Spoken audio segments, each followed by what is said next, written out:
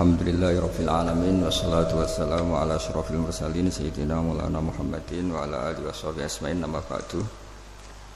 Para kiai, para ulama, para teman-teman yang hadir di sini yang saya hormati. Di sini ada Kiai Haji Mas Duki, ada Bapak Yusuf Mansur, ada kiai yang bupati juga, Bapak Hafid.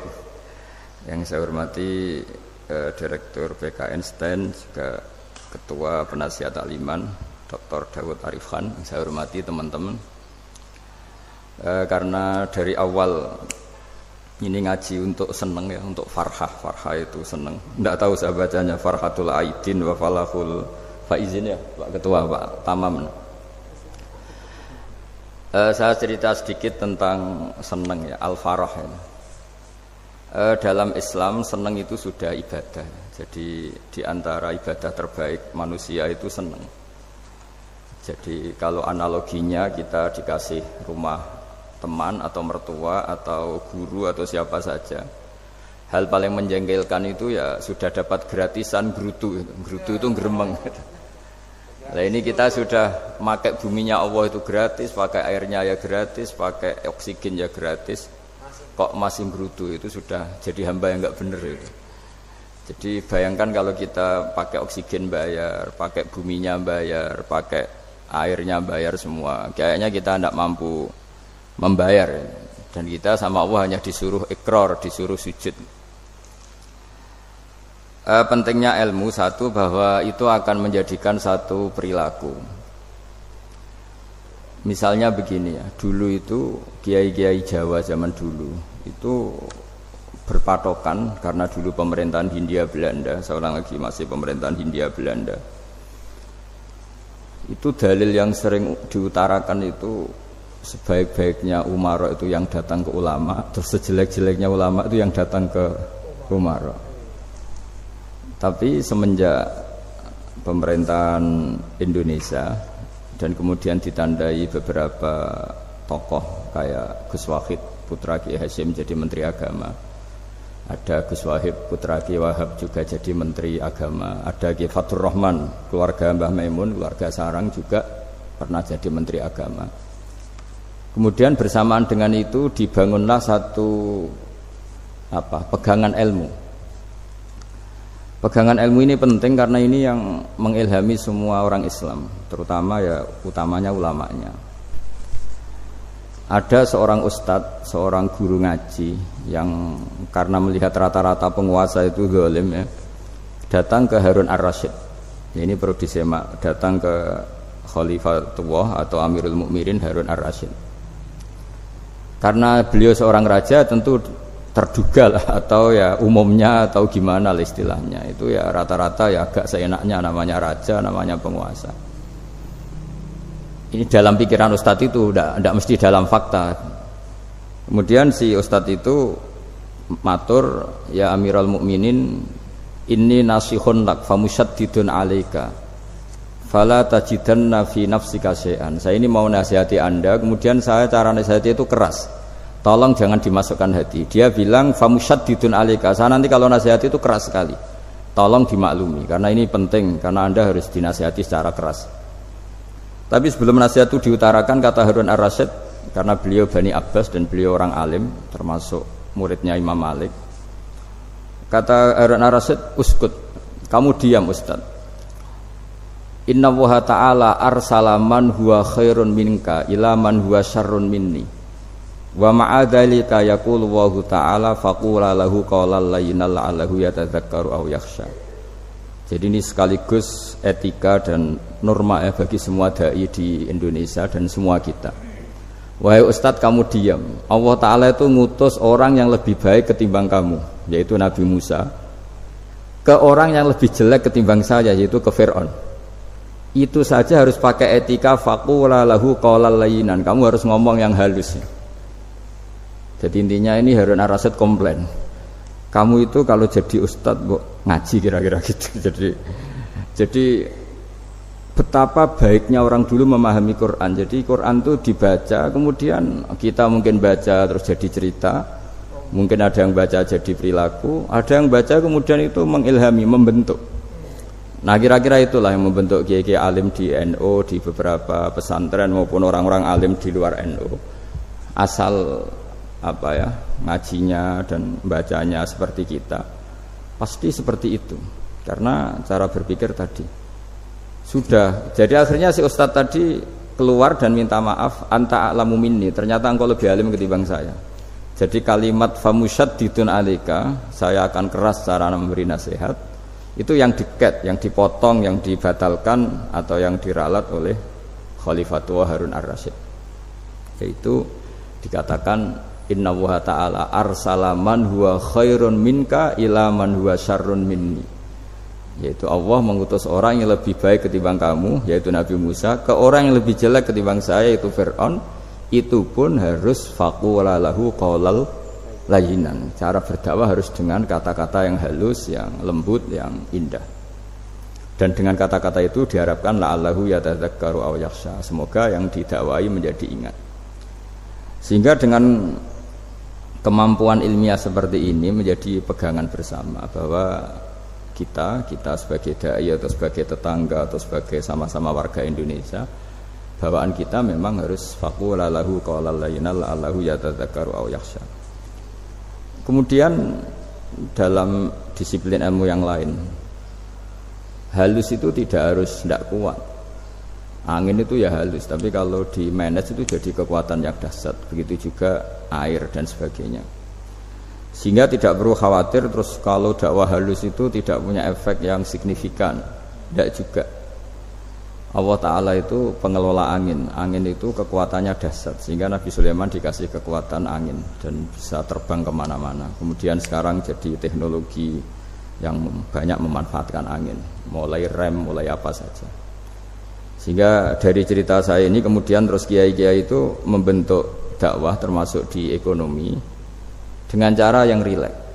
Nah cara rileks itu satu tentu dimulai dengan ilmu. Misalnya begini, saya beri contoh.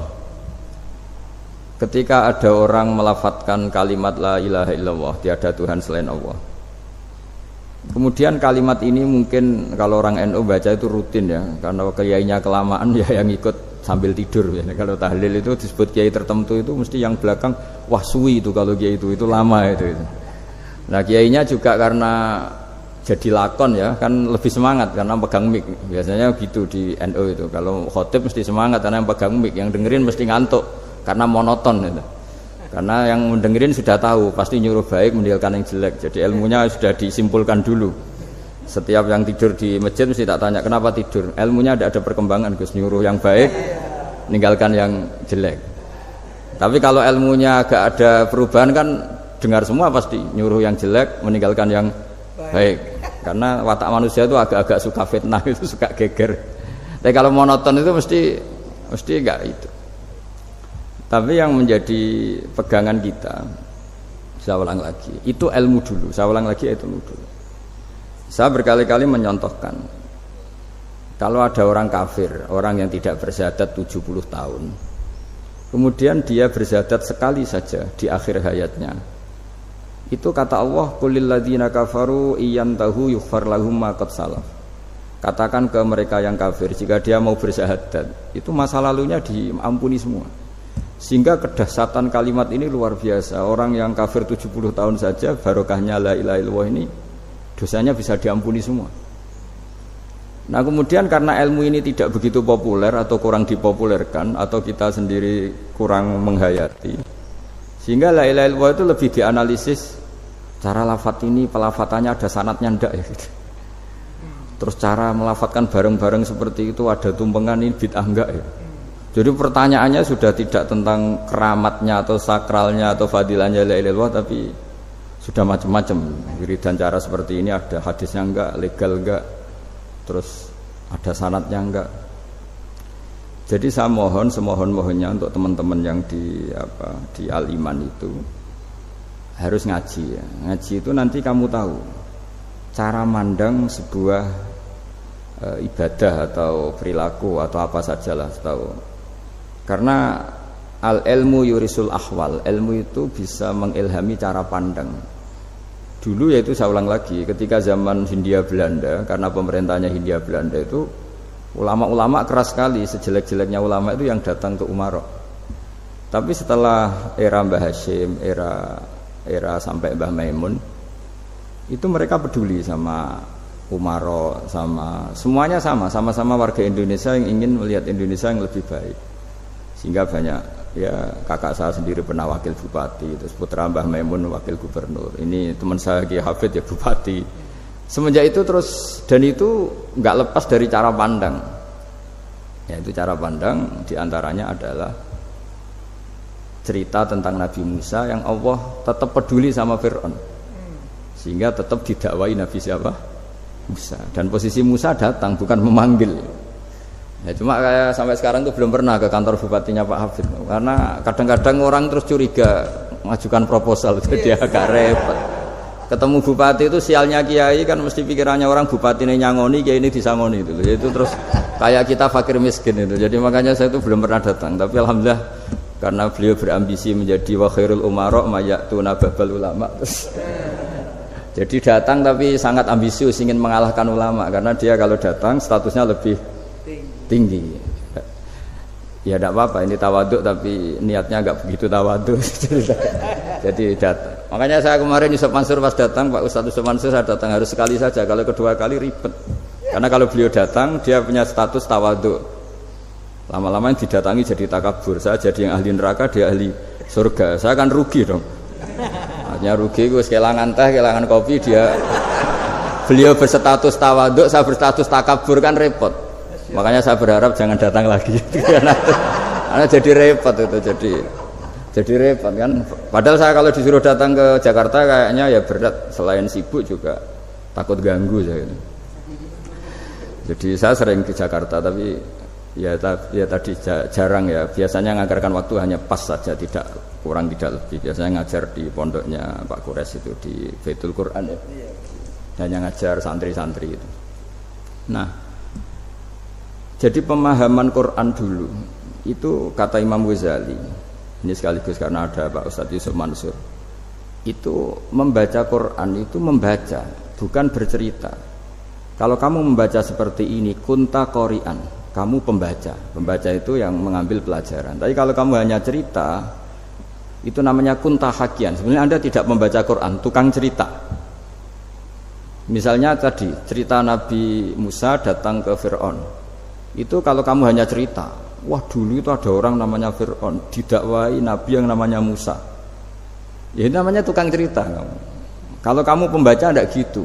Betapa baiknya Allah, orang sengawur Fir'aun saja inginnya Allah masih ingin diselamatkan dengan mengutus Nabi Musa kekasihnya. Itu namanya kunta qori'an, kamu pembaca betul, bukan kunta hakian, kamu tukang cerita. Begitu juga seterusnya tentang Quran, ayat-ayat seterusnya.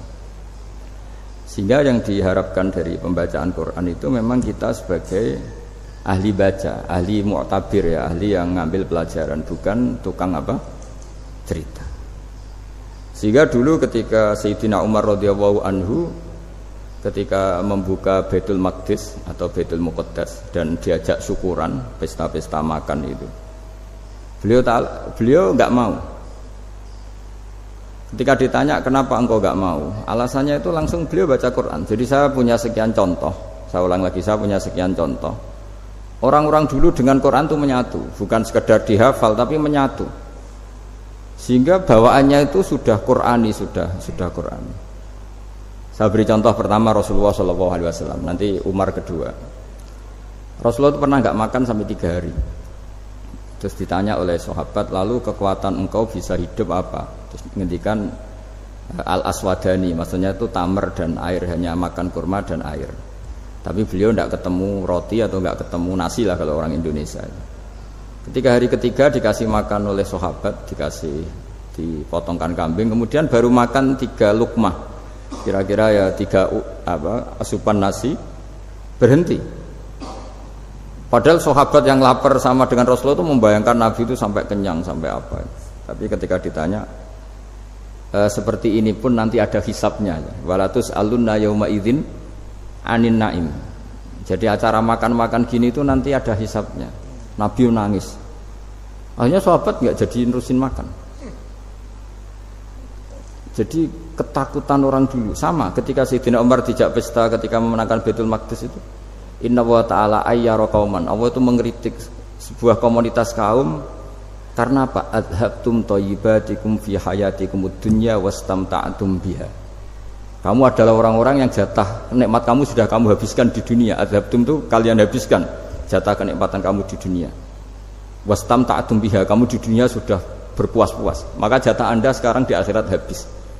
Sehingga Sayyidina Umar enggak mau pesta-pesta karena takut jatah nikmatnya habis. Kata beliau terus astabqi thayyibati, akan saya sisakan sisi-sisi kebaikan saya supaya ndak habis. Corong Jawa itu aja dientek-entekno biar jatahnya masih. Sehingga di dunia kiai itu ya meskipun saya akrab bupati, akrab mungkin wakil gubernur, saya itu ya jarang ketemu. Karena kalau orang Jawa bawaannya ketemu ya makan-makan, guyon-guyon. Nak keterusan ras dia mlebu swarga. Makanya saya pastikan Pak Yusuf Mansur kesini tidak akan saya jamin, biar aja, biar jatahnya masih. Jadi ini bukan karena saya bakhil, biar jatahnya masih. Medit menyelamatkan. Ya, jadi itu ilmunya kiai. Nah, efek dari ilmu ini dahsyat. Kalau Anda berpikir tentang nasib Anda di akhirat, nanti bawaannya juga tidak akan mudah menyalahkan orang lain, tidak akan menghakimi orang lain karena sibuk dengan dirinya sendiri, tapi tidak dengan makna egois, tapi makna orang baik itu siapa? Orang yang sibuk dengan aib pada dirinya, dengan kekurangan pada dirinya, saking sibuknya mikir aibnya sendiri, tidak sempat mengoreksi aibnya orang lain. Itu awal ilmu. Ilmu itu tidak dimulai dari larangan. Kalau larangan karuan, tidak termasuk ahli surga, orang yang suka mengadu domba, tidak termasuk orang baik yang cari kesalahan orang lain. Itu namanya pelarangan.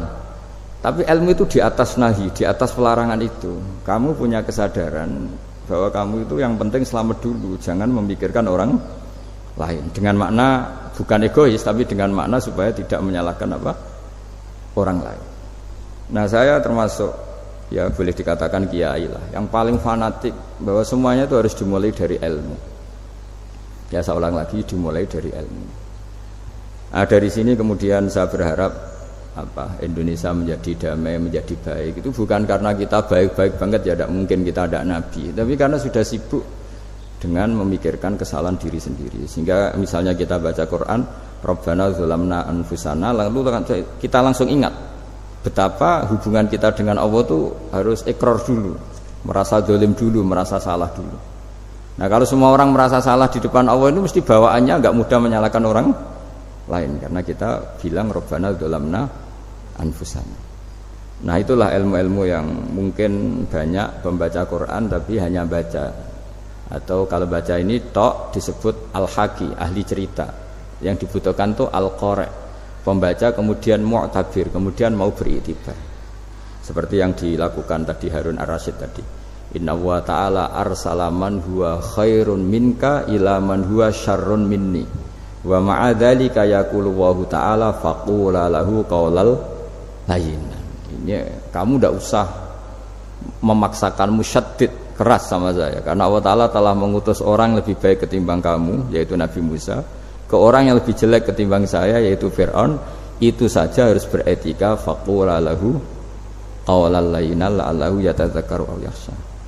Dan alhamdulillah bawaan kita sebagai orang timur atau orang Jawa itu kalau mau ngandani orang itu halus sekali. Di antara bentuk kehalusan kata-kata diceritakan di ayat lain. Ketika Nabi Musa ketemu Fir'aun, dawuhnya begini, fakul itu yang di juz 30 yang juz 30 ini yang bagian dari, kan tadi hanya fakul lahu qaulal layyinan. Lahu qaulal layyinan itu bentuknya apa? Ya, bentuknya apa? Itu Nabi Musa disuruh ngendikan sama Fir'aun, apakah kamu mau saya nasihati? Fakul halaka ila antazakka. Halaka itu pilihan, hal itu istifham, laka itu otoritatif. Jadi betapa santonya kalimat itu, fakul halaka ila antazakka. Jadi kalau dimaknani model Pak Hafid, model saya ngaji di sarang itu, halaka onoto iku kedue sira, berhak bagi kamu, berhak bagi Anda, apakah Anda berhak loh mendapat nasihat supaya Anda jadi orang yang lebih baik. halaka ila antazakka. Jadi tidak kalimat perintah tapi kalimat pilihan. Apa engkau mau saya beri nasihat? Wa ahdiyaka ila rabbika fatakhsha. Dan saya beritahu kamu tentang Tuhan dan kemudian kamu menjadi orang yang baik, fatakhsha, orang yang punya khasyah, punya. Jadi kayak apa kalimatnya itu? Napa jenengan kersa? Itu kalau orang Jogja, orang-orang daerah-daerah yang pada nyuguhi tamu itu kan ayo makan-makan, itu kan kayak tamunya itu kelaparan. Masa Pak Yusuf Mansur kelaparan? Tidak mungkin kan. Masa Ustaz terkenal kelaparan kan tidak mungkin itu. Monggo napa jenengan ngersakno. Karena bisa saja tamunya itu tidak kerso, mungkin karena darah tinggi, mungkin karena takut dianggap fakir miskin, macam-macam kan orang tidak. Itu kalimatnya itu halaka ila antazakka. Kayak apa indahnya dakwah. Halaka ila antazakka itu ada kata laka itu ya terserah jenengan mau enggak. Wa ahdiyaka ila rabbika fatakhsha. Nah, itu yang disebut membaca. Kunta qari'an la hakian. Anda benar-benar membaca Quran, bukan sekadar pencerita. Nah, kemudian ini yang terakhir saya juga baru, sebenarnya saya itu enggak pernah bilang sanggup itu, tapi Pak Ustadz Zakaria itu GR terus. Sampai tadi pagi itu saya belum tahu kalau ada acara ini. Ya karena saya kiai, jadi kalau kiai itu kan ingatnya sama Allah saja. Kalau sama manusia itu rontok-rontok lali gitu. Itu bukan memaksa, ya memang lupa. Sejauh mana sih pentingnya manusia kan tidak penting cara ilmu tasawuf itu. Tapi karena ini titipan Rasulullah SAW terus menjadi penting kan. Dititipi umat kayak jenengan itu. Ya, sudah ngaji ngatur kiai ribet itu. Kiai ini biasa ngaji kan, kiainya yang ngatur, santri ini enggak. Pak Yai ngaji tanggal ini jam ini. Itu kan mengabaikan semua aktivitas kiai. Padahal jam ini mungkin saya punya jam. Mungkin jalan-jalan atau ngaji atau mutolaah atau munajat. Gara-gara Pak Zakaria ini terus di Mas Tamam ini yang provokasi. Harus ngaji di jam ini, tema ini.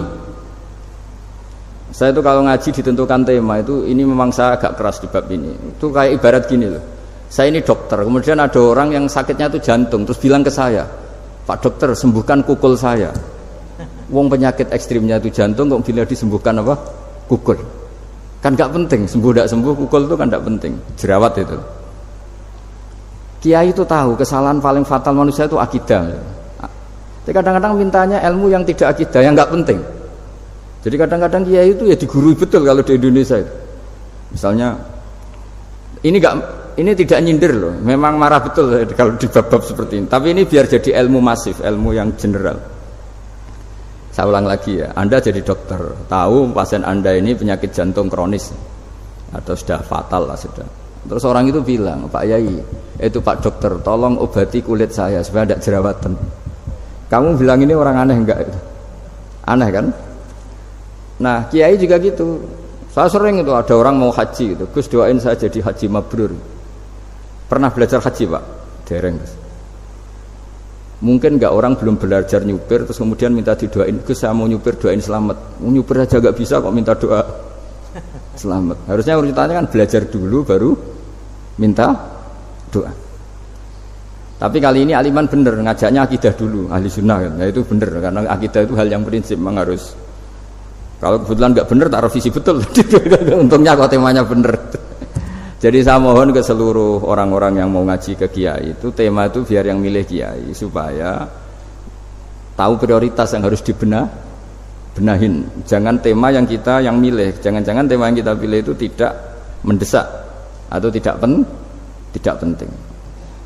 Ini bukan apa-apa, ini saking ingin baik saya ya, keinginan baik saya supaya dulu zaman sahabat ya gitu. Kalau ada pertanyaan salah sama Nabi dibenerin, cuma Nabi terlalu bijak, cara benerin tuh enak. Kalau saya karena tidak Nabi saja ya agak-agak kasar kan. Kalau tidak Nabi tidak wajib bener terus. Yang wajib bener terus itu Nabi. Saya beri contoh ya. Nabi itu ngendikan tentang kiamat. Kiamat itu dahsyat, mengerikan gini-gini. Kalau pikirannya orang kampung itu begini, Nabi ini aneh. Cerita kiamat dahsyat tapi nggak ada tanggalnya, ada tahunnya. Harusnya ada dong biar kita bisa persiapan. Sehingga Nabi disomasi di tengah-tengah khutbah itu, ya Rasulullah mata sa'ah. Nah, karena ini orang Bedui, Nabi nggak dengerin, maju ulang lagi. Mata sa'ah ya Rasulullah. Ketika Nabi mengabaikan itu ada dua kelompok sahabat, yang satu bilang lam yasma, Nabi tidak dengar sehingga mengabaikan. Yang kedua bilang sami'a wa kariha, Nabi sebenarnya mendengar tapi tidak berkenan. Tapi diulang lagi ketiganya, ya Rasulullah mata sa'ah. Akhirnya Nabi jawab, mau tidak mau, karena kalau enggak ya namanya orang Bedui ngomong terus. Nabi balik tanya, ya karena cara berpikir dia kalau kiamat itu jelas kapannya kan bisa persiapan itu. Paling enggak pas mau kiamat terus pas ngaji Quran apa kan bisa persiapan itu. Akhirnya Nabi balik tanya, ma'atatalaha, kalau kamu berani tanya kiamat lalu persiapan kamu apa? Ya terus orang itu bilang masyhur tuh, ma'atatulaha kabira sholatin wala siyamin wala kadza wa kadza walakinni uhibbuka. Saya sebenarnya tidak punya persiapan ya Rasulullah, cuma persiapan banyak puasa ya enggak, banyak sholat enggak, tapi saya mencintai engkau. Terus masyhur itu jadi hadis paling legenda, almar'u ma'aman ahabba, sebagian disebut anta ma'aman ahbabta. Ini kata semua sahabat yang di masjid. Si Bedui ini orang paling dibenci sahabat karena mengganggu Nabi saat khutbah, tapi akhirnya ini menjadi orang paling dicintai sahabat karena barokahnya itu hadis itu keluar secara terbuka, almar'u ma'aman ahabba. Sebagian riwayat yuhsyarul mar'u ma'aman ahabba, nanti orang akan sowan sama Allah bersama orang yang mereka cinta.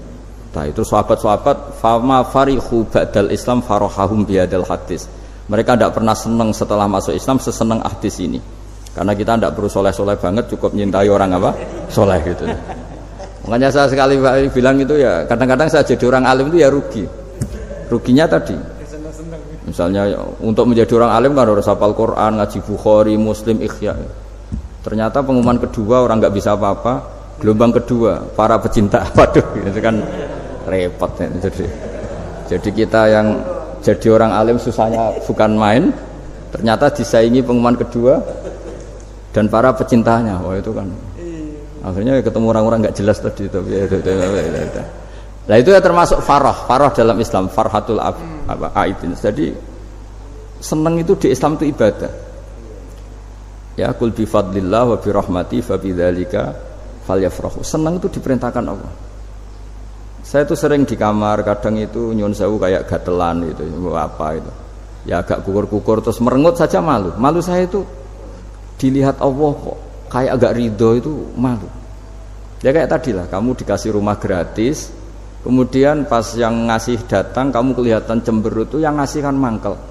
Sudah dikasih gratis masih cemberut. Sama hubungan kita dengan Allah itu semuanya dikasih gratis. Makanya tabassum, senyum itu ibadah. Kita yang nekuni ilmu hadis, betapa hebatnya Nabi ngendikan, kalau kamu tidak bisa ibadah yang berat-berat, cukup ibadah senyum. Kadang ngendikan tol qati wajhin, kamu cukup berwajah yang indah, yang menyenangkan. Tabassum, senyum. Kalau kamu tidak bisa membalas jasanya orang yang ngasih, minimal kamu senyum, lihat minimal kamu kelihatan seneng gitu. Nah, makanya seneng itu sudah ibadah. Dan sekarang orang untuk seneng saja susah, karena bawaannya nuntut orang lain supaya kayak keinginan dia, bawaannya nuntut, ya ribet. Kalau gitu ya ribet. Makanya saya bilang al ilmu yurisul ahwal, ilmu itu diperkuat. Nanti yurisul ahwal, ilmu itu akan membentuk Anda. Dulu beberapa raja itu ya mau luhur karena jadi raja, punya apa saja. Tapi punya penasihat ulama, itu ya nasihat itu sederhana. Ada seorang raja tanya ke kiai, gimana dengan semua kerajaan saya? Wah, padahal dia punya apa saja. Jenengan miskin sekali, itu kerajaan seluas ini, kok bisa aja? Terus ditanya sama si ulama tadi, andaikan Anda di padang pasir, kemudian kalau tidak minum segelas air itu mati, apakah Anda akan membeli segelas air ini dengan semua kerajaan Anda? Oh iya, pasti apapun saya lakukan untuk mendapat satu gelas air. Terus la tafrah bimulkin la yusawi sarbatamain, kamu jangan bangga dengan kerajaan yang nilainya itu enggak sebanding dengan segelas apa? Air. Akhirnya raja itu mikir, saya tidak jadi raja bisa hidup, tapi kalau enggak minum air mati, berarti penting satu gelas air. Akhirnya lama-kelamaan ini anggap kerajaan itu biasa, ternyata enggak sepenting segelas air. Ya seperti kita lah, misalnya orang enggak punya alpat itu enggak malu, tapi kalau enggak punya celana itu malu. Kamu mau punya alpat tapi enggak punya celana? Kan enggak mau. Yaitu ilmu itu yurisul ahwal, ilmu akan melahirkan satu perilaku. Jadi kalau ilmu Anda mantap, pasti syukurnya juga mantap gitu. Ya makanya saya termasuk kiai yang selalu mendorong pentingnya ilmu. Bahkan kata Sufyan Ats-Tsauri ngendikan saking pentingnya ilmu ada kata fa'lam annahu la ilaha illallah, dimulai kata fa'lam. Dan saking pentingnya ilmu itu setiap nabi itu status permanennya itu hanya satu, mengajar. Rabbana wab'ats fihim rasulam minhum yatlu 'alaihim ayatik, membacakan ayat-ayat Allah sampai wa yu'allimuhumul kitab, mengajarkan kitab wal hikmah. Bahkan Allah sendiri wasofa dzatahul aliyah bi annahu al-muallim. Yaitu Allah ngendikan Ar-Rahmanu 'allamal Qur'an. Jadi betapa hebatnya pengajar. Allah sendiri mensifati dirinya itu Ar-Rahmanu 'allamal Qur'an. Allah itu Maha Rahman yang mengajarkan Quran. Di surat Iqra juga disebutkan Iqra wa rabbukal akram alladzi 'allama bil qalam. Jadi Allah mensifati dirinya sebagai pengajar. Kayak apa pentingnya mengajar? Karena al-ilmu yurisul ahwal. Ilmu ini melahirkan satu sikap. Pernah ada orang hartanya itu habis karena ngobati ibunya. Terus datang ke saya, dia sumpek karena hartanya habis ngobati ibunya. Terus dia bilang, Gus, saya ini sekarang sudah miskin karena ibu saya sakit dan harta saya habis untuk ngobati ibu saya. Terus tak guyoni sama saya, kon kepen pinter apa kepen goblok? Kepen pinter Gus. Ingin pinter apa ingin goblok? Katanya ingin pinter. Kalau ingin pinter bahasanya jangan gitu. Harta kamu itu masih di akhirat karena habis untuk ngobati ibu. Bayangkan kalau habis untuk maksiat itu habis betul. Terus dia mulai syukur. Alhamdulillah Gus, harta saya habis secara heroik karena untuk mengobati apa ibu. Sudah pinter dia. Akhirnya miskin sampai sekarang ya tetap pede saja karena masih punya tabungan di akhirat. Dan itu saya terinspirasi oleh ilmu juga. Jadi dulu Sayyidah Aisyah itu pernah nyimpan sepotong daging kambing, disimpan untuk dimakan beliau, karena beliau mau iftar ya, mau buka atau apa. Singkat cerita, karena bawaan keluarga Nabi itu sakhok, ada orang minta dikasihkan. Suatu saat akhirnya kan habis, terus Nabi tanya, yang daging tadi di mana? Habis. Terus Nabi cara menjelaskan itu indah sekali. Harta kamu itu baju yang kamu pakai nanti ya rusak, yang kamu makan nanti ya ke WC. Wa tasaddaqta fa abqaita. Memang di semua riwayat itu pakai dhamir mukhatab mudzakkar, meskipun asal usul riwayat itu untuk Sayyidah Aisyah karena untuk umum. Yang kamu sedekahkan tuh yang masih. Kamu jangan bilang kamu sedekahkan tuh yang habis. Yang kamu sedekahkan tuh yang masih. Misalnya saya punya uang 1 miliar misalnya.